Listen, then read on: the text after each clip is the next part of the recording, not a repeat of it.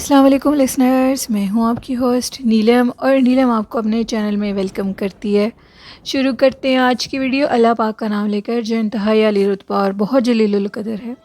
میں اللہ پاک سے یہ دعا کرتی ہوں کہ میرے سبھی سننے والے ہمیشہ شاد اور آباد رہیں اور خوش باش رہیں۔ آئی ہوپ لسنرز آپ سب لوگ ٹھیک ہوں گے، اور بڑھتے ہیں آج کی سٹوریز کی طرف۔ آج کی پہلی سٹوری ہمارے ساتھ محمد اسلام نے شیئر کیا۔ محمد اسلام کہتے ہیں کہ یہ واقعہ جو وہ ہمارے ساتھ شیئر کریں یہ ان کے ساتھ پیش آیا۔ وہ کہتے ہیں کہ یہ ان کے بچپن کی سٹوری ہے جب وہ خود چھوٹے سے تھے۔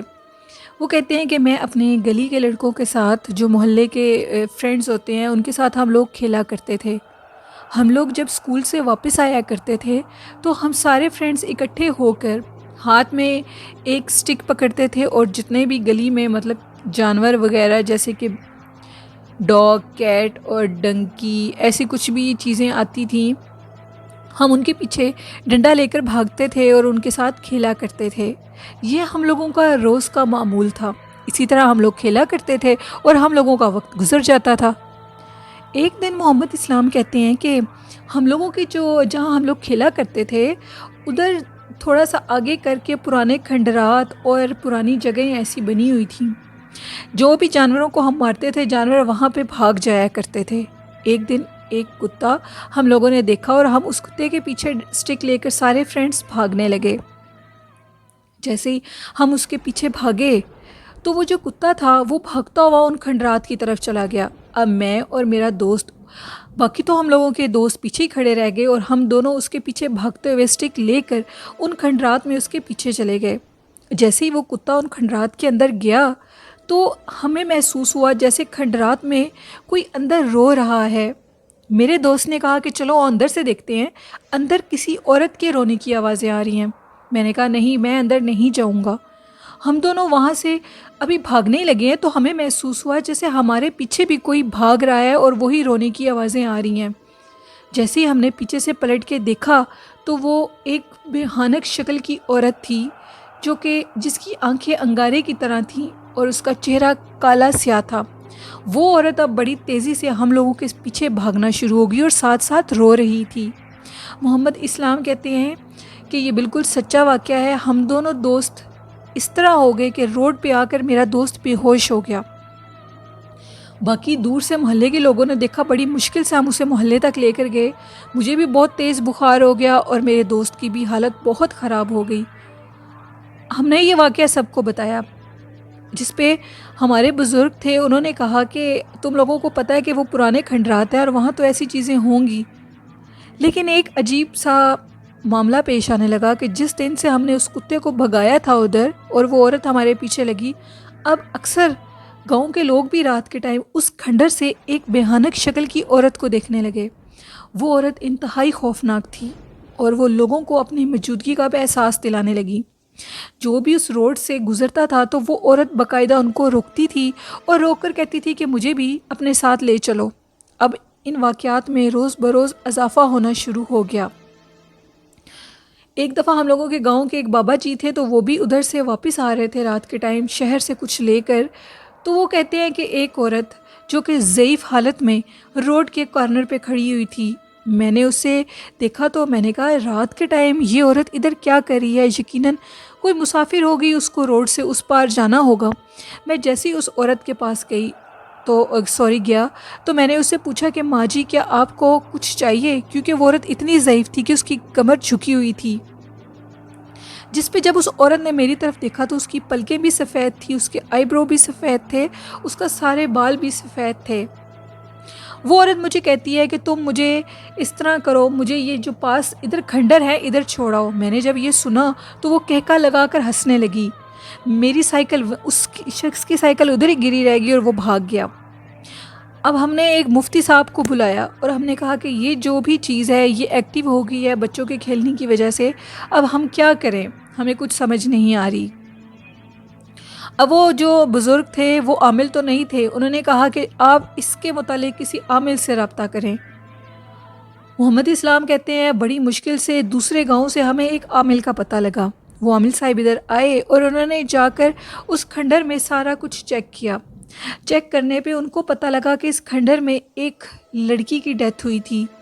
جیسے بھی ہوئی تھی اس کی بدروح ادھر ہی گھومتی پھرتی ہے۔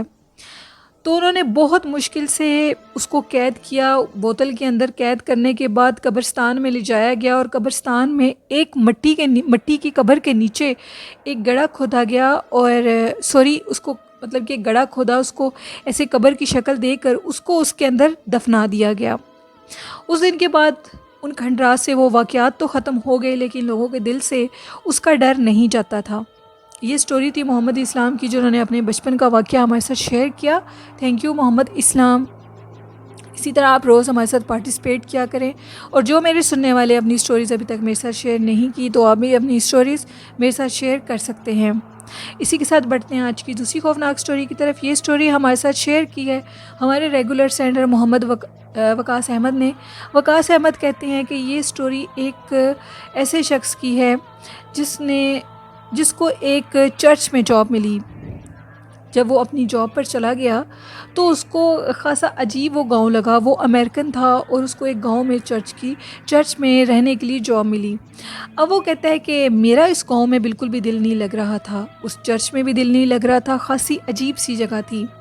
ابھی میں اپنے روم میں سونے کے لیے گیا تو میرے سے پہلے ادھر روم میں 3 سے 4 لوگ بیٹھے ہوئے تھے۔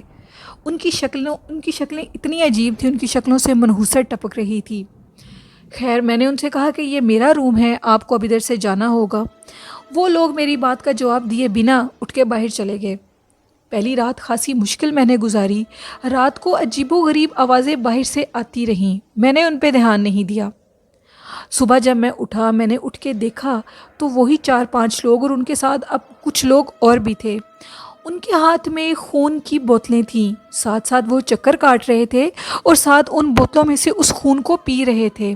میں خاموشی سے اس واقعے کو دیکھ کر اپنے روم کے اندر آ کر لاک لگا لیا۔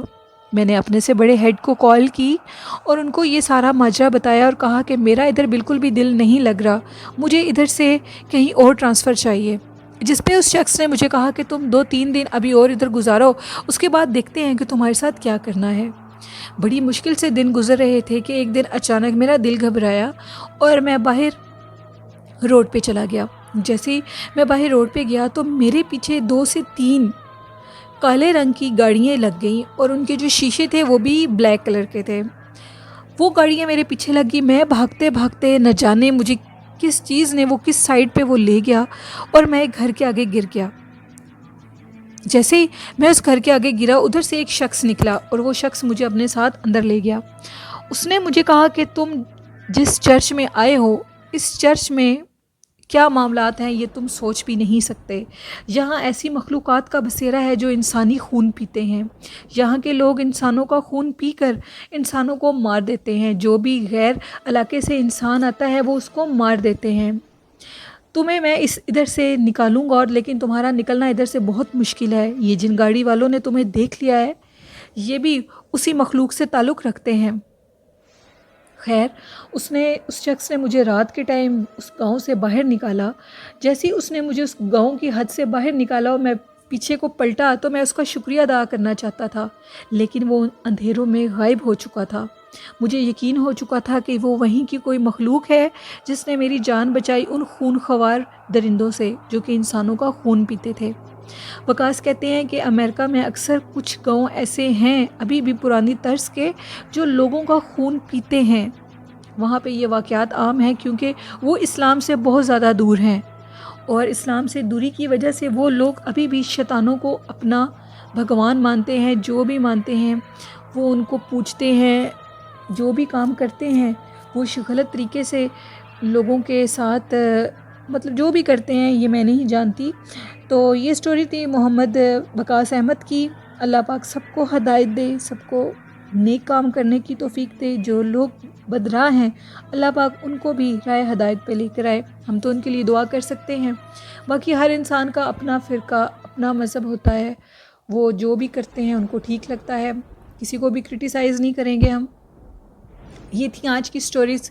آپ لوگوں کو کیسی لگی لسنرز؟ اپنا فیڈ بیک مجھے ضرور دیجیے گا۔ اور آج کا اچھا میسیج یہ ہے کہ 5 وقت کی نماز پڑھا کریں، کیونکہ حدیث نبوی ہے کہ جب آپ صلی اللہ علیہ وسلم جنت میں گئے تو آپ صلی اللہ علیہ وسلم نے فرمایا کہ جنت میں صرف دنیا کی ایک چیز کی کمی تھی اور وہ تھی نماز۔ اس لیے جتنا ہو سکتا ہے نماز پڑھیں، 5 وقت پڑھیں، کیونکہ جنت میں ہمیں اللہ کی یہ نعمت نہیں ملے گی، جنت میں نماز نہیں ہوگی۔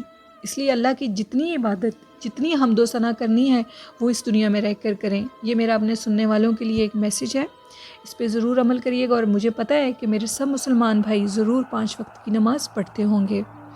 لسنرز، آج کی سٹوریز اور آج کی اچھی بات کیسی لگی؟ اپنا فیڈ بیک مجھے ضرور دیجیے گا۔ آپ بھی اپنی اچھی باتیں اور اپنی سٹوریز میرے ڈسکرپشن باکس میں ای میل آئی ڈی پہ شیئر کر سکتے ہیں، اور کمنٹ باکس میں بھی آپ اس کو شیئر کر سکتے ہیں۔